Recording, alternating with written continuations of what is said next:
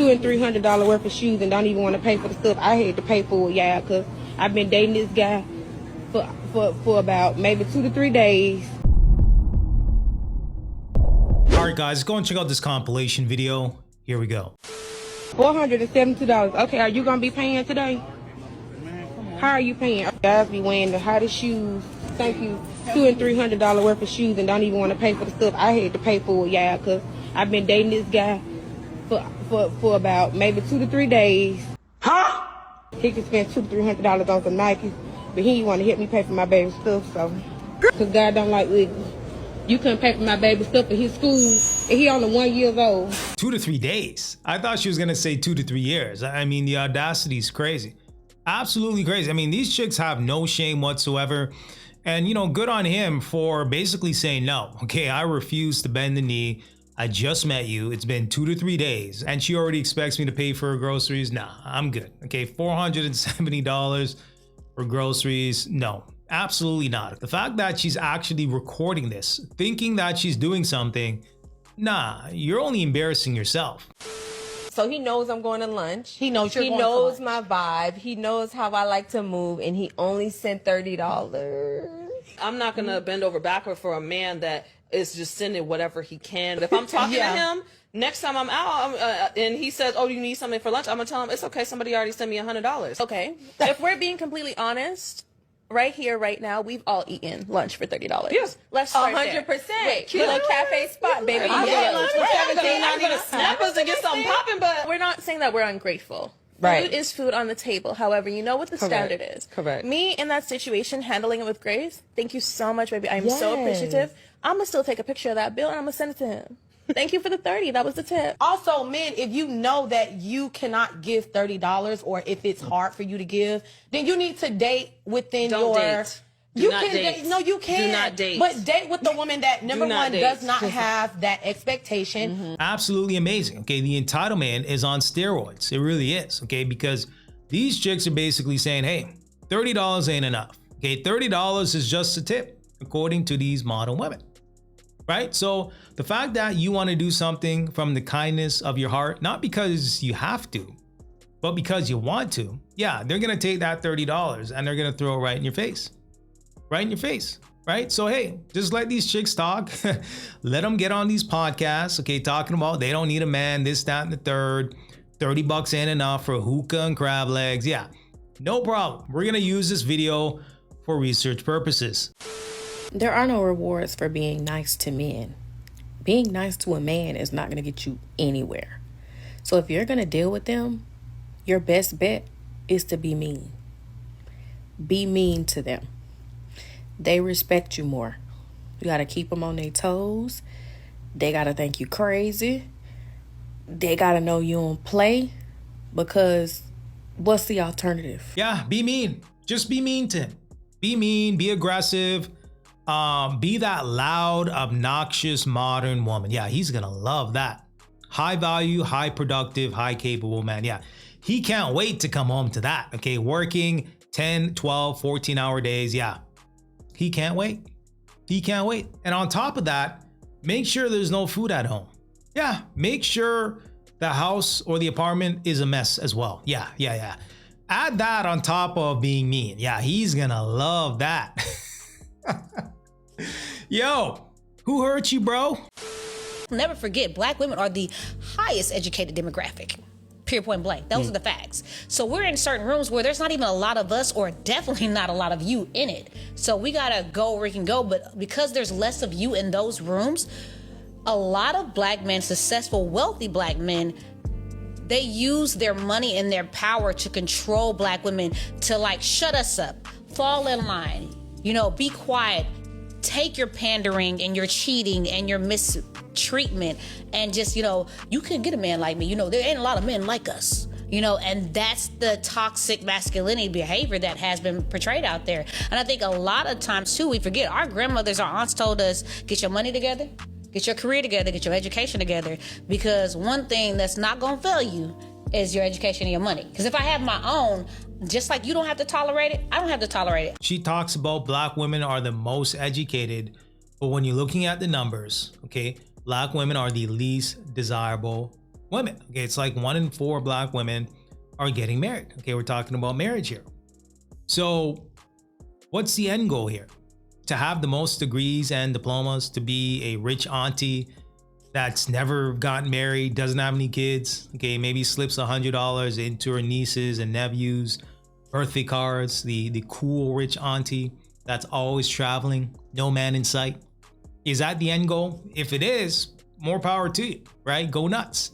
But we see time and time again, okay, especially when these types of modern women hit the wall, yeah, their priorities change, okay? They tend to gravitate towards family and security, okay? Having somebody by their side that they can enjoy life with and, you know, living happily ever after. So, hey, if she wants to talk about her degrees and diplomas, thinking that it's doing something, nah. To my young ladies in your early 20s, late 30s, and you have went to college and you've like, I got to be married by 30. Stop. Get off that clock. Take you some time, travel the world, sleep with every man that make your pussy purr. I mean, sleep with them. Sleep with them quick. Get that on out. Get it out you. And if your body don't respond negatively, keep him around. Keep him around so you keep your sleep number low. But if you have been sexually traumatized and you have not gotten the proper help, don't get married in your early 20s, late 30s. Don't get married at that time, because you will be an earth disturber and you and this man will not make it. So everybody you can, get married when you want to, respectfully. Insane. Absolutely insane. Is this what we're promoting to young women?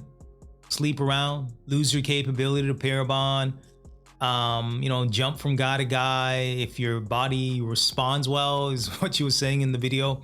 I guess if you don't get an STD, then you're all good. You're all good, right? That's how you know that you're sleeping with the right guy. Okay, if it's not itching down there, you don't need some sort of ointment. Yo, this is just comical at this point in time. This is a message to all the men. I'm telling you right now, the kind of girl you want to date is the one that hates all men. I'm just saying, I saw a post yesterday and I actually reposted it and I was kind of going through the comments, and it's so true, because the girl that hates all men, right, but she chose you, number one, says a lot about you, okay, because that girl's picky as right, and she hates all men, right, but chose you. That means you're doing things right. You have reached the standards, you have reached the expectations, right, because a girl that likes all men, okay, a lot of men are trash, right? You don't want a girl that likes all men, because honestly, a majority of your group is not the best. I'm just saying, right? And this is a common hate comment I get, is from men, and they're like, oh, your fiance, oh, guess what? He thinks it's great. Number one, he knows that I hate men. He doesn't have to worry about infidelity on my part. Number two, right? He's amazing. And he reached all of the standards, all of the expectations. He's incredible. Right? And I think that's just all I had to say. Why would you want to date a woman that literally says that she hates men? Right? The hatred of men is misandry. Literally, misandry. Okay, so she's overtly telling you she's misandrous. And then if you're a man that has any sort of standards, these modern women will say that that's toxic masculinity. So when you have standards, it's toxic. But when they hate men, they try to spin it into a positive. My husband works 2 jobs, and he works 64 hours a week, has like 1 day off. And within that 1 day, I want him to go outside with us, like me, Sophie, and him, and I want us to have a family day. But he wants to stay home and spend time with us. But I don't want that. I want us to be outside. And I'm upset with him because we don't go outside and do activities as a family. Am I being reasonable, or am I being a bad wife? So he's working 2 jobs, okay, working over 60 hours a week to protect and to provide. He's probably tired. He's probably tired, right? So instead of boohoo whining and complaining and getting on TikTok and trying to shame him, why don't you get a job? right? Why don't you seek employment so that you can add to the pot when it comes to the finance, so that he doesn't have to work so hard. Okay, instead of him working 2 jobs, maybe he can scale it down to 1. And instead of working 64 hours a week or what have you, he can maybe work 50 hours a week, right? That way you have more money coming in, less strain on him, and then you have more family time. Okay, instead of taking 1 day off, maybe he can take 2 days off. You ever think about that? Okay, so this is something that I honestly been pondering on actually for a few years now. I remember what the Bible said about women and you know, like the evil spirit, what the Bible says about the Jezebel spirit, and, you know, things I see that women do, things I know and heard that women do. The paternity issue, how these women lay next to a man for years, looking a kid in the eyes for years, knowing there's no relation, how good men get stomped out, how kids are just used for a check. I've come to the conclusion that I think women are just pure evil. Like, I really think women are just pure evil. Women are naturally evil beings, I believe.